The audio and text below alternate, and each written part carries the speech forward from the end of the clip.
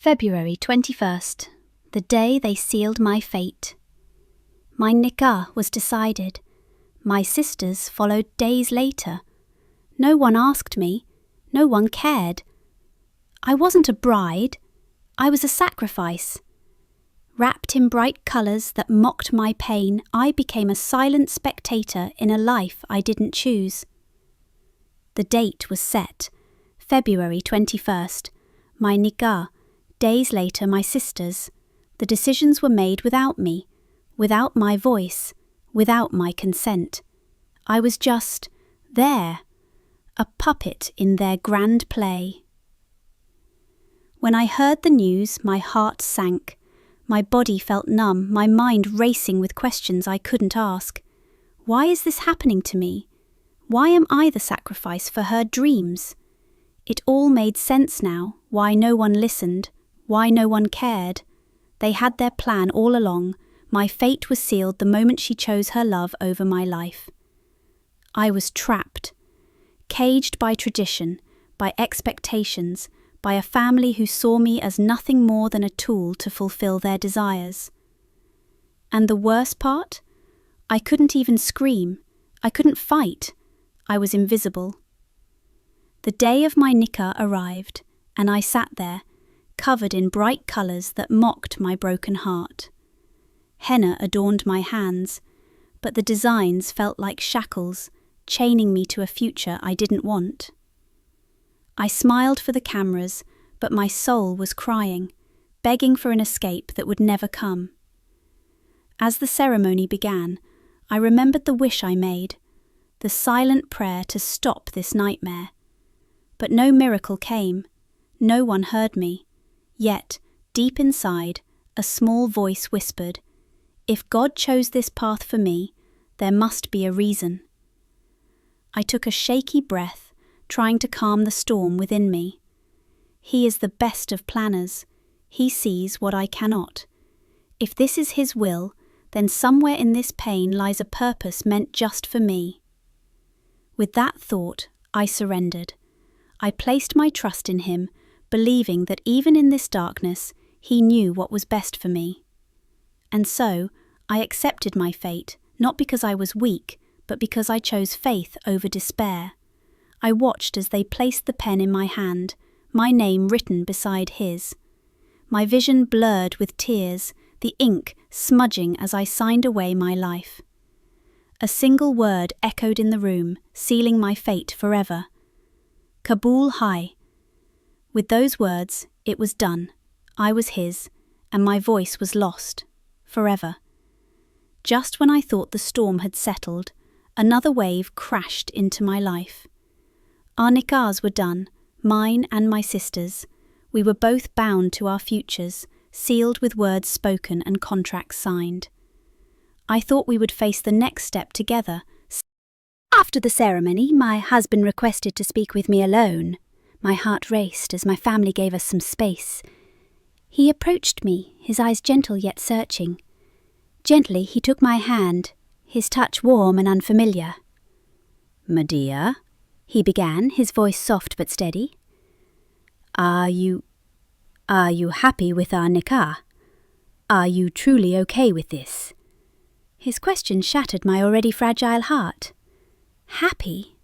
How could I even begin to explain the whirlwind of emotions inside me? My dreams, my choices, all taken from me in the blink of an eye. A tear slipped down my cheek before I could stop it. I quickly looked away, embarrassed by my vulnerability. After everything that had happened, what was the point of asking this now? It was already done. There was no going back. He continued, his voice laced with concern. I sent a message through your sister asking if you were happy. I needed to know." His words sent a storm through my mind. He asked, "And no one told me?" I felt the ground beneath me give way, the weight of betrayal crushing me. They hid his question from me, another choice stolen, another voice silenced. But then a sharp realization struck me. Wait, what if she did tell me?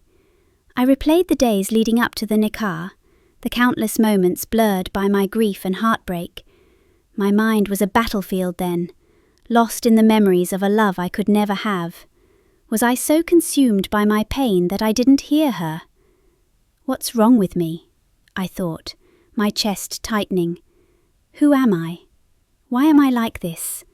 Was I the one who neglected myself all along? Was I the one who chose to drown in my sorrow, too lost to see the world moving around me? Anger and frustration twisted inside me, but it wasn't aimed at my sister or my family. This time, it was at myself. Am I really that weak? Did I decide to ruin my life just because I lost my love? The questions echoed in my mind, haunting me, taunting me. My tears threatened to spill, but I held them back. Not here, not now.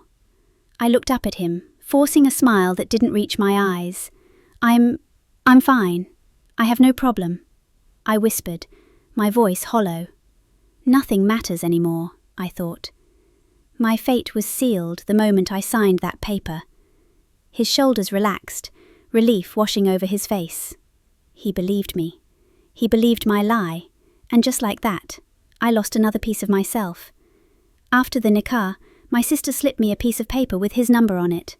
You should get to know him, she whispered, her eyes gleaming with excitement. It'll make things easier. I took the paper, my fingers trembling. His number was right there, a bridge between us. Yet, I felt nothing. No curiosity, no anticipation, just emptiness. The thought of dialing those digits made my heart sink. How could I reach out when my soul was trapped in the past, still aching for a love that was gone? Days passed, and the paper remained untouched, tucked away in my drawer. I convinced myself that if I ignored it long enough, this nightmare would fade. I prayed desperately that he would be the one to break this bond, to set me free. Please, I whispered in the silence of my room, let him say we're done. As Rabia insisted, I finally gathered the courage to make that call. The first call to Abbas after our nikah. It had been a week, and yet I hadn't spoken a word to him. My heart raced as I dialed his number, my fingers trembling. I was surrounded by my sisters, their eager faces pressed close, their ears ready to catch every single word. Their excitement suffocated me. I felt like a prisoner, trapped by their curiosity and expectations. The phone rang, and my heart pounded louder. What would I say? How could I speak when my voice was chained by fear and pain? Then, his voice came through the line, warm and genuine. How lucky I am, finally receiving your call. His words hung in the air, filling the silence that followed. I was speechless, my mind spinning. I struggled to find words, but my throat felt tight, my heart heavy. After what felt like an eternity, I managed to whisper, How are you? The conversation felt distant, hollow. I was present, but not really there.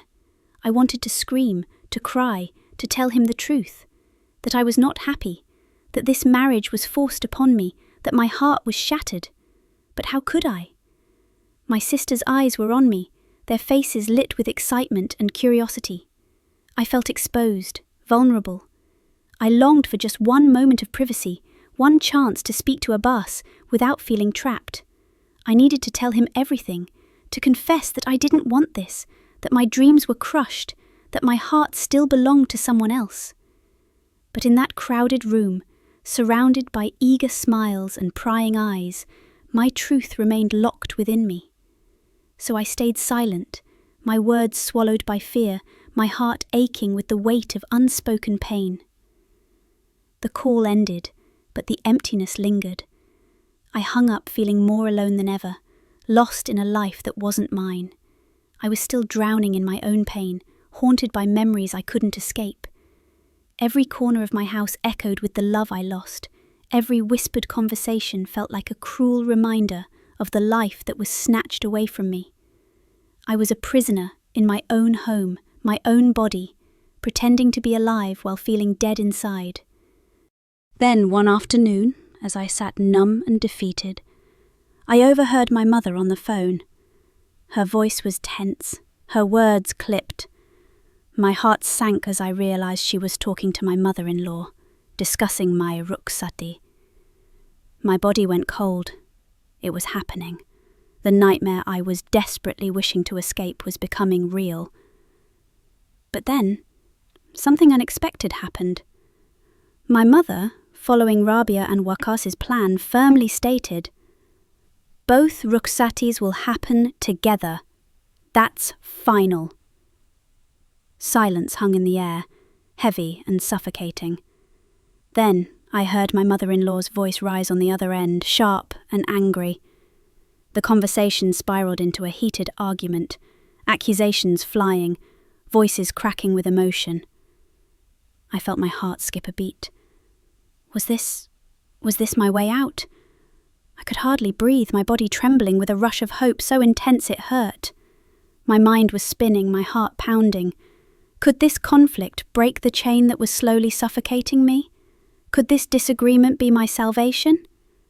A tear slid down my cheek as my lips quivered into a fragile smile. For the first time in what felt like an eternity, my chest didn't feel as heavy. My eyes, which had been drained of life, sparkled with a flicker of hope. I hugged myself tightly, as if trying to hold on to this delicate, beautiful possibility.